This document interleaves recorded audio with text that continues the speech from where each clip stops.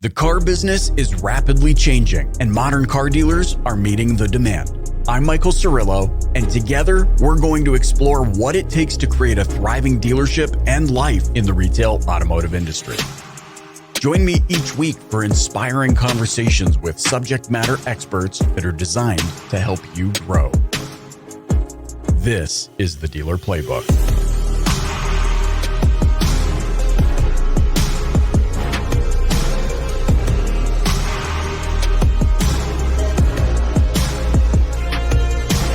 So you and I were just together in North Carolina at the Unfair Advantage Mastermind Group, Tracy Meyer and Troy Springs event.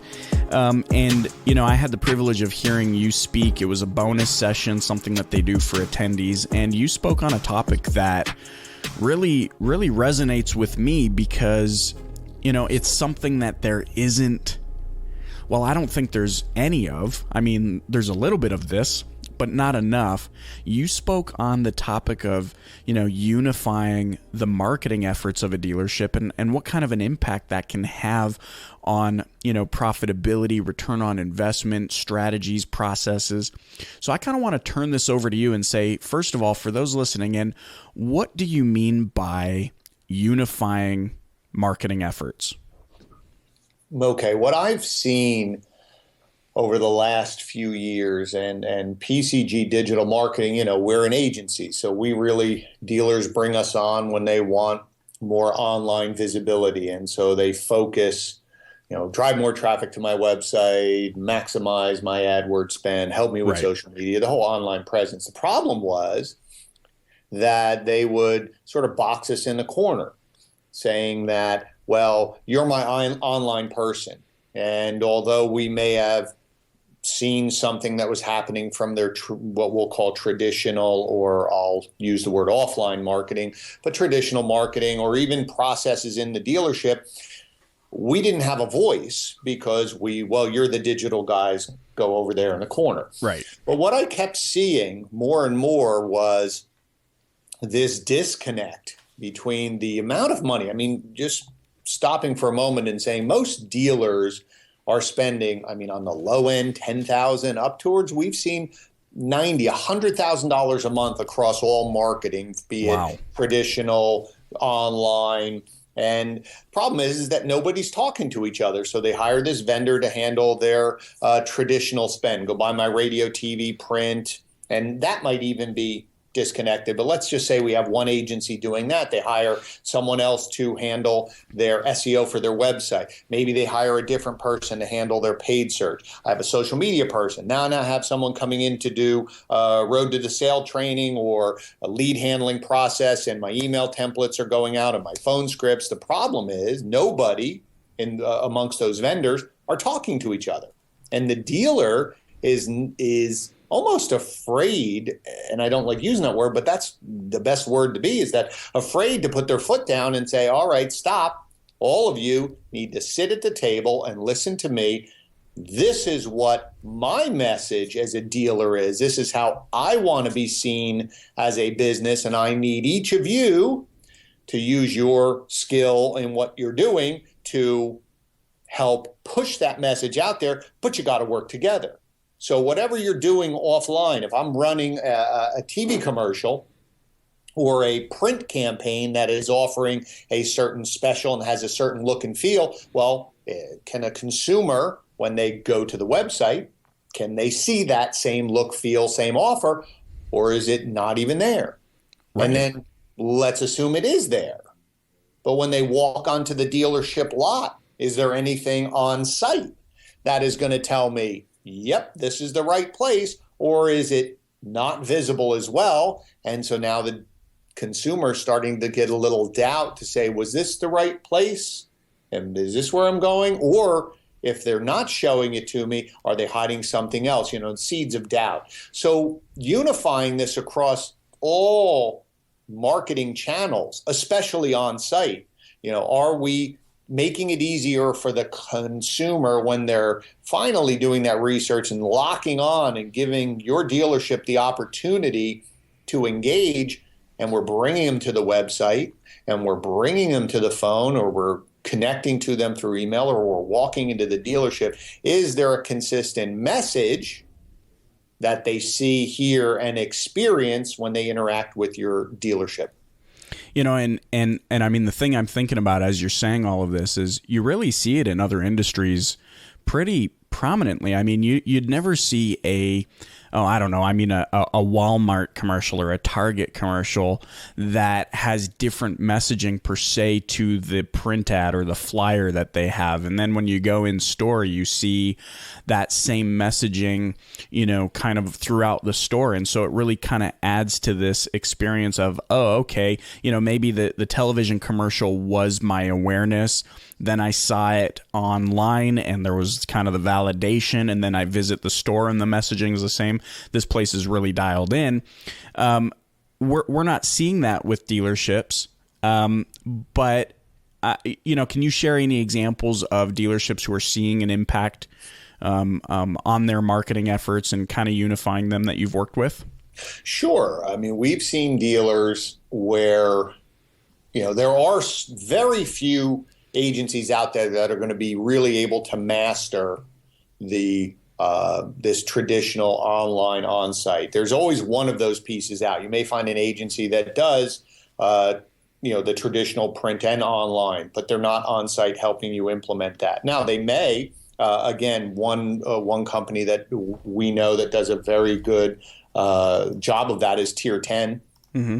Because you'll see Tier 10 marketing, they will do the traditional, they will do the online, and then they'll send things like the brochures and the rearview mirror, the hangers there and right. Door hangers and things like that. And there is a consistent theme and look, and so they do a very good job of that. And we've seen companies that understand that. It really comes down to the dealerships themselves, those ones who are willing to put their foot down and say, I'm paying you this money, but I'm driving the initiative. I'm driving the message. I'm driving the initiative. And you definitely see them because it's easy.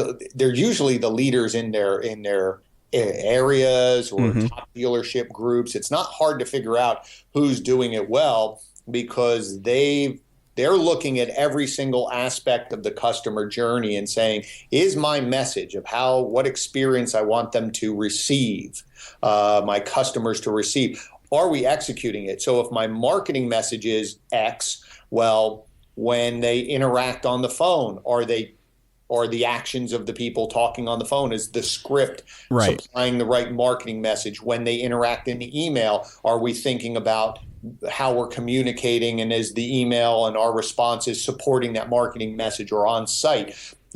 Most people think, well, it's advertising. And I think this is where the disconnect for automotive, to your point, we don't see it. We're seeing it starting to blossom a little, but this is what I'm focusing on this year, is that, it used to be traditional advertising. You show up onto the dealership lot, mm-hmm. and most of the time it had that similar feel to the point because people were bringing in their magazine article or the newspaper and they had it in their hand and they're like, okay, the sign out there has the same pricing, okay, I'm in the right place. Sure.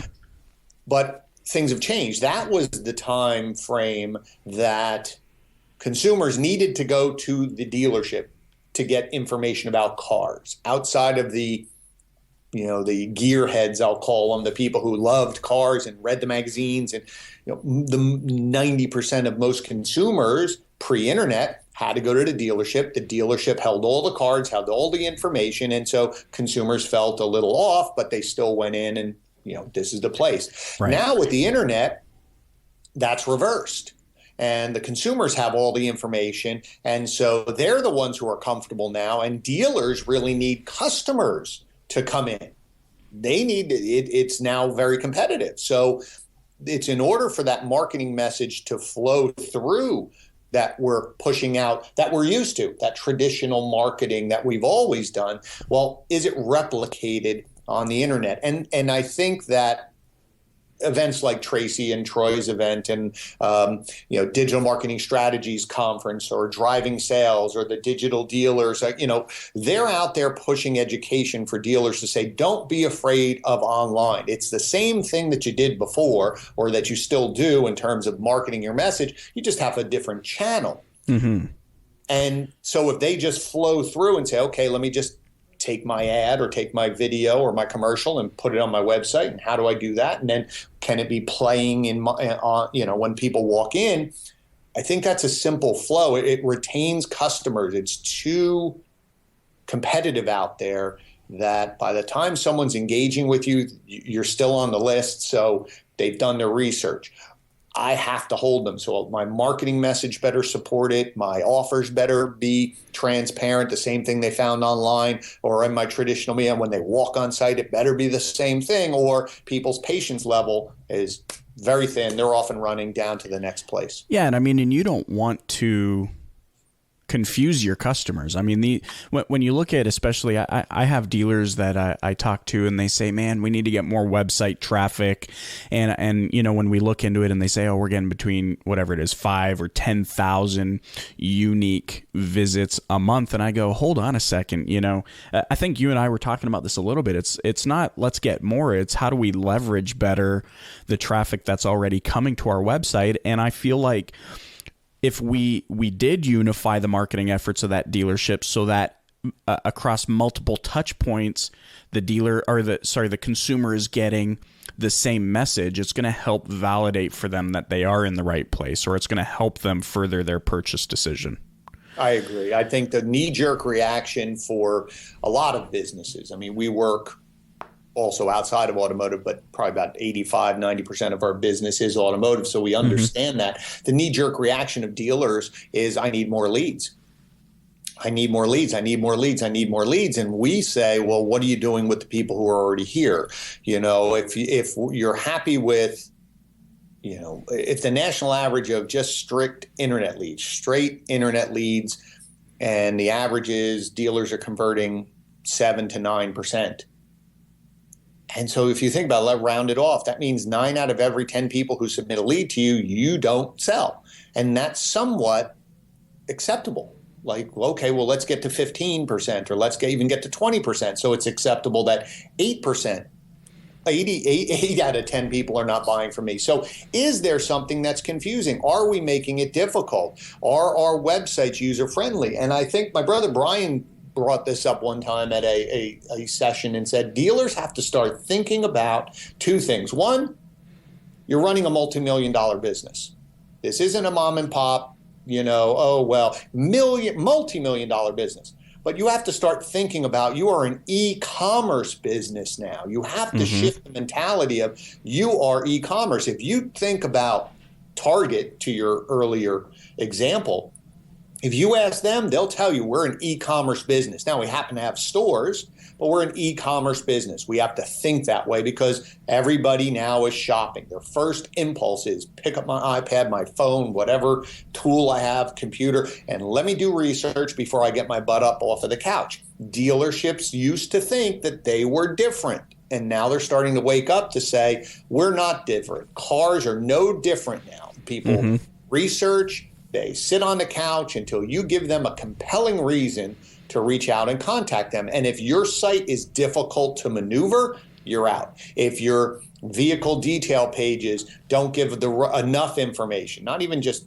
basic information, if you're not giving information plus reviews, plus I like watching videos, so give me some videos. Hey, help me answer my questions so I'm better prepared. If you're not willing to give that information out, you're off the list and you're not selling, and then you're not even going to be selling the 1 out of 10 to engage you. And to your point, the easier, if dealers start thinking that my website is an information portal, it's an e-commerce information portal, and I want to give as much information to the people versus hold it back, you will start engaging. And then you're right. How are my people interacting on the phones? What are they doing in terms of follow-up, in terms of email? And then are they even following up, or do they stop following up because, you know what? Hey, if I sell my 5 to 8 to 10 cars, I'm good. Instead of, well, you should be selling 15, or if I'm selling 100, I really should be, with the leads that I'm getting, let alone, as you said, more leads. The leads I'm getting, I should be selling 150, 200. But, well, we've always done 100, and, we get to 105, I'm happy. So I think the unifying the marketing message will give you more retention, meaning more people will stay on your site because you're making it easier and engaging, and then phone calls should increase and walk-in traffic should increase and your website should do what it does, but they like you. Right. Because, as you said earlier, you've made it easy. I saw your great commercial. I found the website. There's no distractions. This is the right place. I call people. You're giving me information. They're acting exactly the same way that you're pushing out that you do take care of people and you give them information. They're doing that. And then when I walk on site, I'm getting a great experience. I want to do business with you because you make it easy. Yes. Okay, so let me ask you this, just to kind of wind it down here. What is and I think you might have already answered this, but what's the first thing that, I'm assuming this is the dealer's responsibility to get this unification effort underway. What's the first thing that they need to do? I think, well, there's two, a little bit loaded. Two roads to go down there. Okay. One is if you are a dealer that is going to do this, meaning that if you're the dealer principal and you're saying, listen, I'm owning this. Now, there are some dealer principals who empower their team to do it, and that's fine. Well, then somebody has to own the message and then contact your vendors to basically say, we're having a call. And everybody's getting on the phone, and I'm going to go over the message, but I'm expecting my people who are doing SEO, if I have another person doing SEM, you guys need to talk, and you have to share so that you're not pulling at each other and trying to cut each other down in order to keep business. Again, you have to find the right vendor mix. If you're not capable of that, or you don't feel that you're objective enough, and that's okay, then you have to find really a trusted advisor. We're finding people calling us up and just say, I want access to your team. I don't want any more services from you. I don't want any more. I got enough services. I have enough vendors. I just need help. I need somebody who's outside of the dealership, not in the day-to-day grind of this, who can focus on, what am I saying? Is it can you audit? Can you go check all these things? Will you be willing to get on the phone with the vendors? Can you help me tell me if the vendors are doing a good job and are really supporting me, or are they just handing me a line of, crap, basically, and saying, okay, here's your report. Call me if you have questions. So If you can't do it yourself, find that trusted advisor and get them at your table every month until they teach you how to do it. Or if you're willing to do it, you just basically tell. And if vendors don't want to do this, if vendors are like, no, I'm not going because I don't want to share my secret Google recipe of doing that. What that basically is crap. Run from them. Yeah, run. Get out. Seriously, because if nobody's willing to share, we have no problem calling people up. We have people who call us up. I have no problem. And any vendor worth their salt is going to be, okay, let's work together, at least understanding the keyword you're bidding on, or understand the message, or, hey, if you built that video, send it to me, or do me a favor, send me a copy of the ad that you did so I can get the right lettering, coloring, whatever. And then as we build our landing page, it looks similar to that. It's not going in the back end and learning everybody's secrets, but it's just sharing resources, ultimately for the dealer and their success, not, oh, well, if I badmouth the SEM person, I'm going to pick up new business from you. That should not be the focus. Well, and I think, this is so incredible. And, for those of you listening in, you need to be focused on this. Everything that Glenn's talking about, aside from how to get this going, this serves as an incredible accountability mechanism for all of your vendors. And like Glenn said, seriously, me being a vendor myself, if your vendors are not willing to work inside of this model, and if you can't understand, or they can't understand how it's going to help you drive more business, move more metal, then you need to run away from that's basically the vendor putting in their resignation, in my opinion. It's not going to help you. So look for transparency. Like Glenn said, right? You need to look for vendors that can work together, that can share resources, and that are comfortable having open exchanges between one another for your benefit.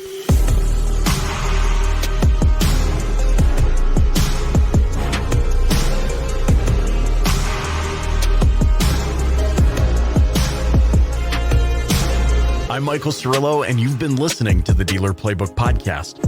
If you haven't yet, please click the subscribe button wherever you're listening right now. Leave a rating or review and share it with a colleague. Thanks for listening.